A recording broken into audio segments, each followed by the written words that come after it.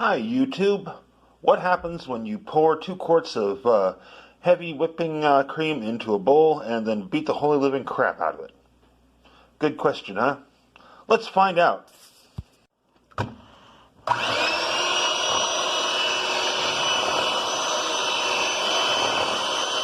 I got this going on a low speed,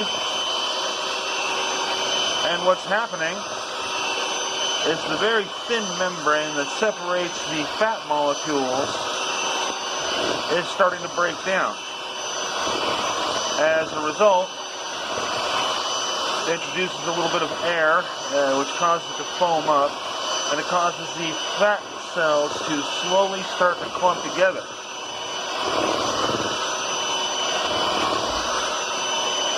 Keep this going, and eventually you get whipped cream.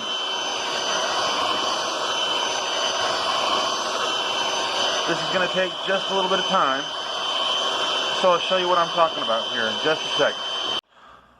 Okay, so I've been beating the holy living crap out of this cream now for probably about 5 or 10 minutes, and it is now at a consistency where it is getting those nice stiff peaks. Now, this is if you were making whipped cream, where you would go ahead and add a little bit of sugar in, maybe some vanilla extract, beat it up just a little bit more to get everything mixed in and stiffen it up just a little bit more. And then you go ahead and serve it over pie or whatever you're going to serve it over. My question is what happens if you keep beating the holy living snot out of it? Let's find out.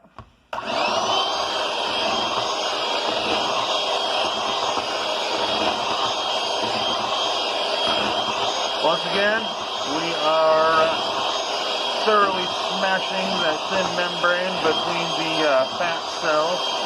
They are continuing to clump together, and eventually they should pretty much just kind of coagulate.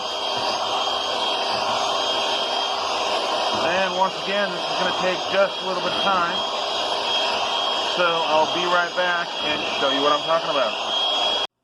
Alright, so I kept mixing it for probably about another 5 or 10 minutes, just going slow and steady, just like I was, and this happened. Separated out into the fats and into this beautiful liquid here. Now, this liquid, that's buttermilk. And if that's buttermilk, that makes this butter.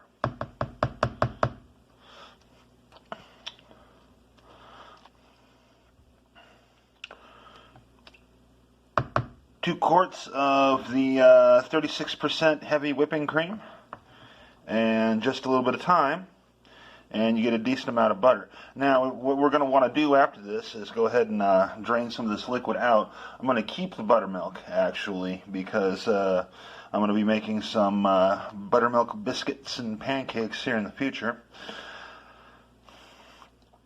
And then I'm going to set the butter on a strainer and let it continue to drain. The more liquid you are able to get out of your butter, the harder consistency it is once you put it in the refrigerator. And the harder consistency, the easier it is to work with. So let me go ahead and get that all set up, and I'll be right back once again. And there it is.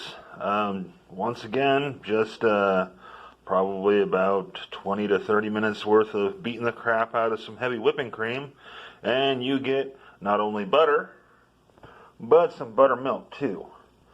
And as to whether or not this method of making butter is cheaper than, say, buying butter at the store, well, yes and no. And you see, it all depends on a couple of different factors. First off, you have to consider you're not only getting one product when you do it this way, you're getting two, both the butter and the buttermilk. Now, if you don't ever use buttermilk in anything, then probably it's going to be cheaper for you to go get some regular butter, at least as a general rule. But also depends on whether or not things are on sale, what your preferred kind of brand name butter is, Usually the higher end brands are a little bit more expensive. And whether or not the store that you go to has house brand whipped cream.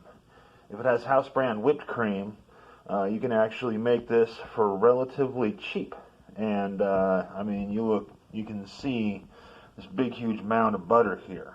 That's a lot of butter. That's 2 quarts worth of heavy whipping cream, and that's what it makes. This butter is going to last me for quite some time, actually. So I'm going to go ahead and leave it on the strainer here, and probably for about, another hour, hour and a half, just to see if I can't get any more of the buttermilk out. And then I'll go ahead and give it a try. It looks so tasty. Look at that sexy butter. Oh yeah. Oh yeah. Sexy butter.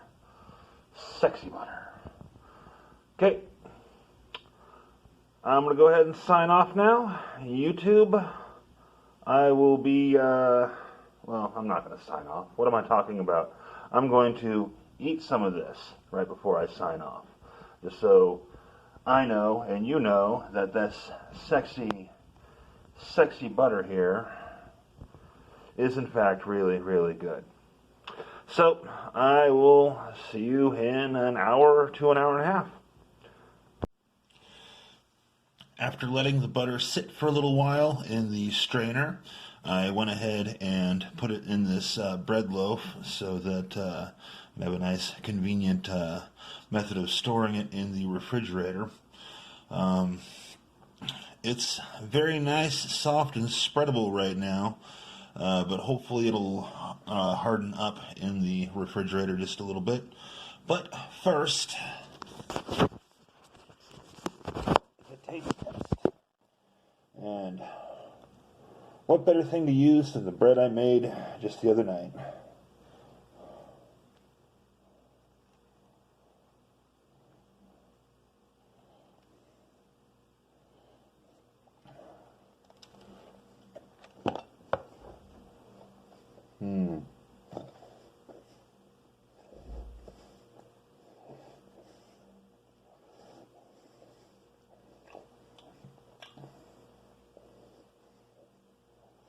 Oh, that's good.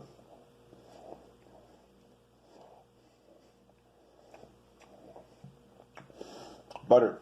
It's so simple to make. So pleasing to eat. It's one of those things that I honestly think that anyone who likes to dabble in food should experiment with making. It reminds you of home, of hearth.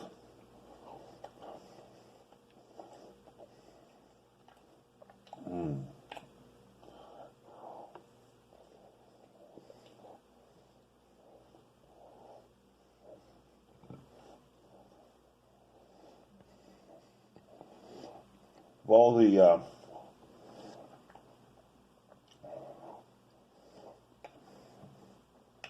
pleasant holiday memories of the past.